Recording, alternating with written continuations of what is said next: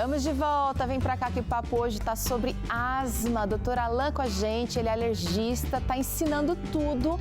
Se você perdeu, vale a pena até recapitular, viu, doutor? Com certeza. São dicas valiosas, né? São, para você entender o tamanho da encrenca. E agora a gente vai saber como lidar com a encrenca. Por quê? Respiração. A gente às vezes vai empurrando com a barriga, doutor, uma alergia, um problema respiratório. Ah, porque não teve febre, ou porque não acaba tirando das minhas atividades normais. A gente vai levando ali. Mas eu estou deixando de garantir qualidade de vida para os meus filhos, para mim mesmo, porque a respiração é oxigenação, né? A gente fica mais ágil, a gente decide melhor quando a gente está bem oxigenado, a gente escolhe melhor. Com certeza. E vamos falar do porquê tratar a asma. O porquê que eu tenho que tratar uma doença crônica, principalmente a asma. Então, a asma ela é uma doença crônica, uma doença insidiosa que vem de tempos ali, o paciente fica com aquela doença crônica. E eu trato a asma por dois motivos. Não só para o paciente ter as complicações intensas naquele momento da crise, onde nós já conversamos, meu pulmão fecha, diminui a oxigenação, o paciente pode levar a parada cardíaca, respiratória, falta de ar intensa e tudo isso. Mas a gente trata a asma para evitar com que ela evolua para uma bronquite crônica. Que toda vez que eu tenho uma inflamação, essa inflamação leva a uma cicatrização. E toda cicatrização, ela é dura. Porque ela libera tecido ali conectivo que vai fazer uma fibra e aí vai ficar duro. E aí toda a minha inflamação do meu pulmão está fazendo com que o meu pulmão cicatrize, ele vai ficando cada vez mais duro e mais estreito e não volta ao normal mais. Isso traz limitação. Essa cicatriz, muita gente ficou com cicatriz por causa da Covid. Ficou com a cicatriz por causa da Covid. E a asma também pode levar a cicatriz. Olha aí. E aí é muito importante a gente tratar, porque senão perde-se muito a função do pulmão, perde-se muito a capacidade de ventilar, de trocas de gases bons para gases ruins que a gente sempre produz. Respira o oxigênio, libera o gás carbônico do metabolismo das células, né? Então por isso que a gente precisa tratar a asma. Vamos falar de medicamento já, mas eu quero saber o que eu posso fazer em casa. Você pode melhorar a qualidade de vida, de repente, sua, se você sofre de asma, ou de quem está convivendo aí com esse problema. Vamos trazer aqui, doutor, primeiro, você já falou, atividade física é importante, não só a natação. O que acontece com a pessoa que faz atividade física, mesmo tendo asma? Na atividade física, o que eu faço? Primeira coisa, quando eu faço uma atividade física, eu tenho um benefício geral. O meu coração funciona bem, eu tenho uma produção de músculos e tudo isso, e quando eu produzo músculos, eu fortaleço o que eu quero fortalecer. E a minha parte pulmonar, eu tenho algumas alterações que são benéficas com a atividade física. Primeiro, o próprio estímulo ventilatório, onde eu vou ter o meu pulmão mais ventilado, com não acúmulo de secreção e tudo isso. E eu começo a melhorar a minha musculatura que envolve o meu pulmão. A caixa torácica. Tanto a musculatura da caixa torácica, que tem os músculos aqui, né, entre as costelas, mas eu começo a melhorar o meu diafragma, que é um músculo que divide ali o meu tórax do meu abdômen. Então, o diafragma ele é importantíssimo na respiração. Quando ele contrai, ele puxa o meu pulmão para baixo. Quando ele relaxa, o pulmão vai para cima. Então, ele é importantíssimo e a atividade física melhora essa parte anatômica, mas ela também melhora na asma a minha parte imunológica. Porque lembra que a asma, que a grande maior parte é uma asma alérgica, ela vem por uma desregulação da minha imunidade. Se eu tenho uma atividade física que vai fazer com que eu produza mais anticorpos bons e mais mecanismos de defesa bons, eu vou conseguir melhorar e controlar a minha doença, também visando a minha parte imunológica. A asma está relacionada de alguma maneira com ansiedade, com estresse também, doutor? Porque a gente acabou não falando desse assunto, mas o Brasil é o país mais ansioso. Sim, então a gente sabe que a maior parte das asmas são de origem alérgica, mas nós temos as asmas não alérgicas. E aí nós temos as asmas irritativas e também temos as asmas por origem emocional, onde eu consigo fechar ali meu pulmão, né, devido a uma crise de estresse e tudo isso. E a parte emocional também pode piorar a parte alérgica. Não só da minha asma, mas também da minha dermatite atópica, também da minha rinite e outras doenças que não são de origem alérgica, por exemplo, uma psoríase da pele. E aí, mais uma vez, o exercício físico vai ajudar, porque ele vai baixar um pouquinho essa tensão, vai melhorar o humor da gente também, né, doutor? certeza. Então, ó, só ponto positivo para atividade física você pode fazer até com a gente aqui. Agora, uma outra coisa que é muito importante no tratamento e controle da asma é o uso de medicação. E isso não é muito levado a sério, porque quando a crise melhora, a tendência da gente é, ó, não vou usar medicamento. Especialmente nós que somos naturebas, viu, doutor? Com certeza.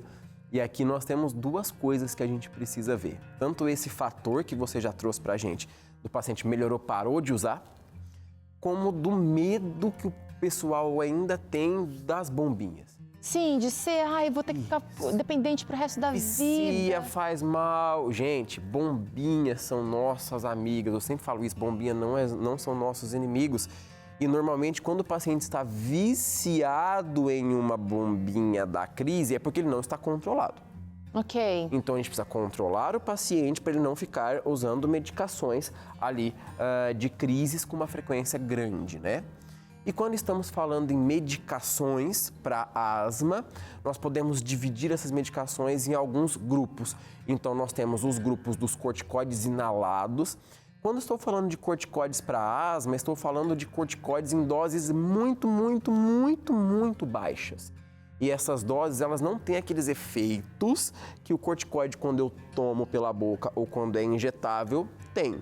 A função do corticoide na asma é tirar a inflamação do meu pulmão, a inflamação da pele que recobre o meu pulmão por dentro, que vai levar a um estreitamento.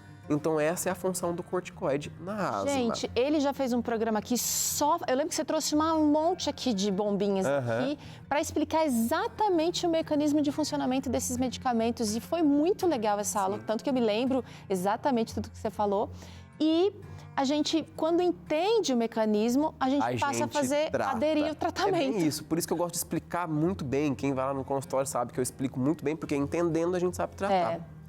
Partindo para uma outra classe de medicamentos para asma, nós temos os broncodilatadores. Lembra? Vai abrir aquele calibre? Vai abrir o calibre do que está fechado. Aí eu tenho broncodilatadores de curta duração, que por exemplo é o salbutamol. Eu tenho broncodilatadores de uma duração maior, que é o formoterol e o salmeterol. E eu tenho broncodilatadores de duração muito mais intensa, até de 24 horas, que a gente pode falar do vilanterol. Então essas medicações, elas abrem o meu pulmão. E hoje, agora, o protocolo internacional da asma, que é o GINA, que é o que nós seguimos, ele mudou. Então, na última atualização do GINA, nós já entramos para pacientes acima de 6 anos com medicações duplas, numa mesma bombinha. Tanto com corticoide inalado, como com broncodilatador.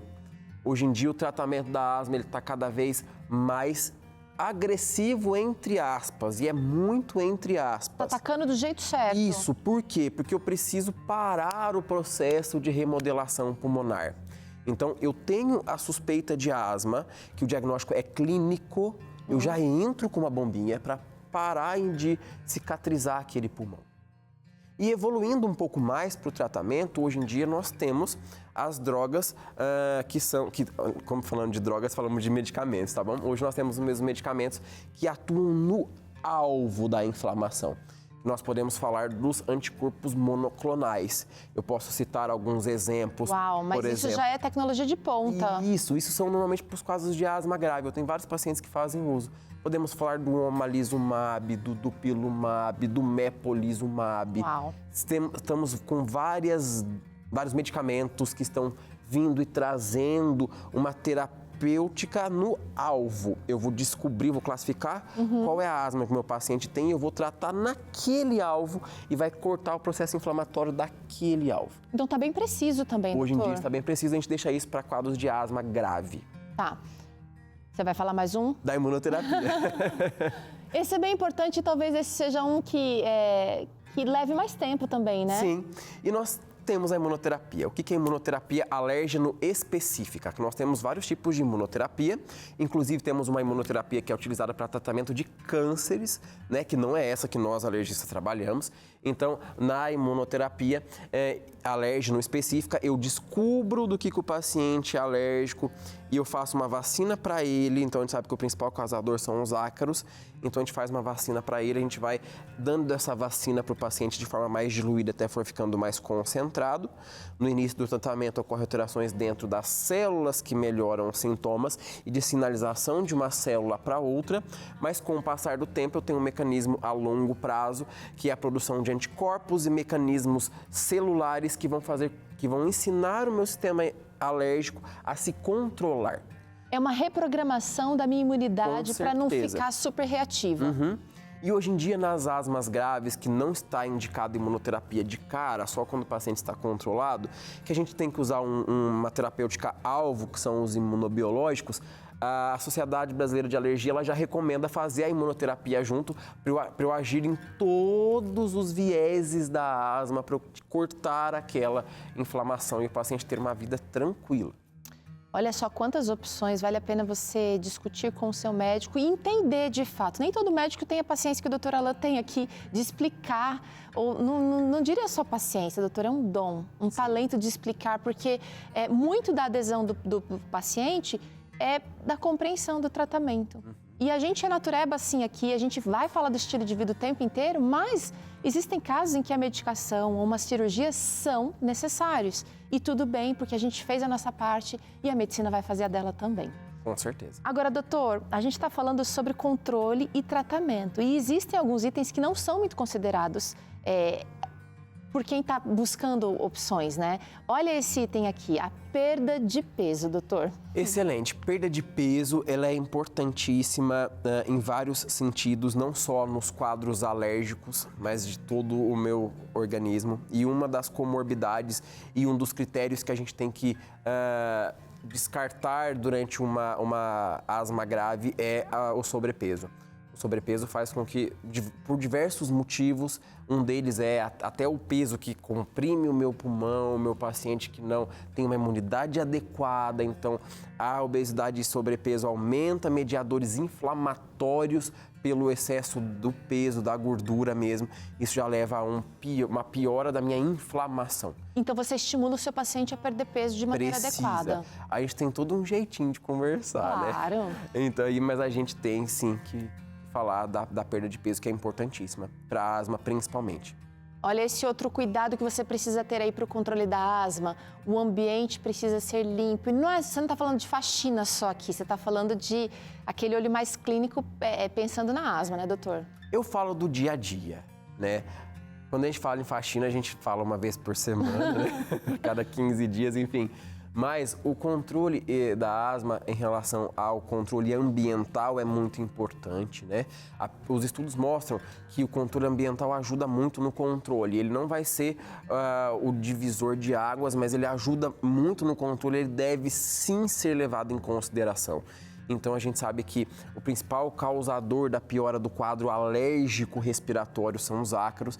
E o ácaro, ele tá no seu colchão, ele tá no seu cobertor, ele tá no seu travesseiro. Então, a gente orienta a não varrer casa, porque os ácaros, eles são muito leves. Então, quando eu varro a casa, eu jogo os ácaros para cima e o tempo de precipitação do ácaro, que é o tempo que ele está aqui e ele vai voltando devagarzinho e chega até onde ele estava, é em torno de 4 a 6 horas. Olha isso, gente. Então você tá aí na sua casa, é rapidinho, você passou aquela vassoura, fechou a casa, o ácaro subiu e tá aqui. E tem aspirador que joga poeira para cima também, doutor. Com certeza. Então os aspiradores, a gente sempre dá a dica do aspirador que tem que ter um filtro específico, que é o filtro EPA.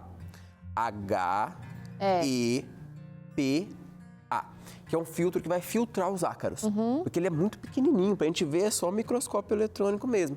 E aí ajuda também. Essas capas antiácaros de travesseiro, de colchão, será que funcionam? Funciona desde que seja um material confiável. Então, e eu preciso trocar com frequência também, né? Ele tem uma validade. Por quê? Os ácaros se alimentam de resto de pele. Se a gente conseguisse enxergar aqui, a nossa pele ia estar caindo constantemente pela sua regeneração de pele. O couro, a pele. Toda hora. E o ácaro é um animalzinho carnívoro, ele se alimenta disso. Então, por isso que a gente precisa higienizar. E também a gente precisa higienizar os nossos cobertores.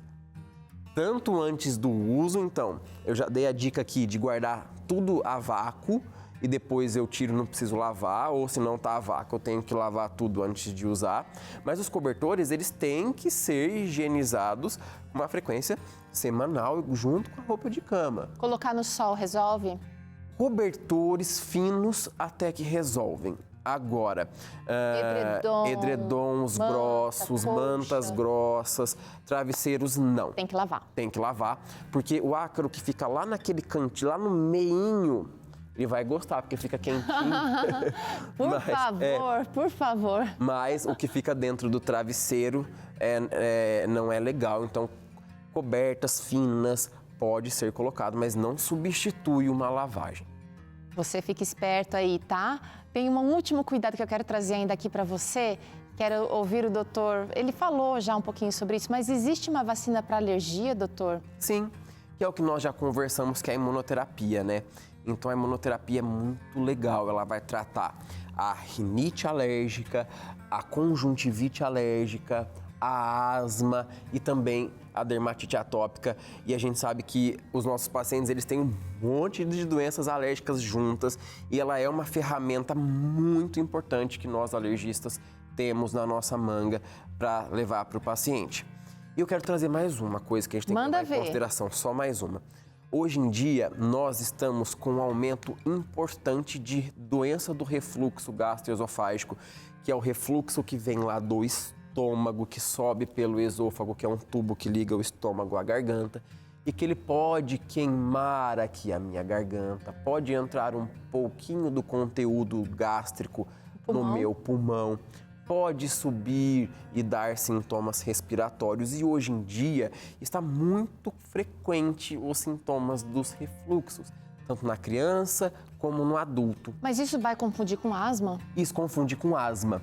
E quando nós estamos falando de asma grave, um dos critérios é a exclusão do refluxo. Porque não é um refluxo que você sente aquela queimação, é um refluxo que vai apresentar tosse, que você nem está relacionando com o refluxo. Que vai apresentar aquela tosse seca, é aquele paciente que tem aquele pigarro, ou que tem aquela sensação de bola na garganta.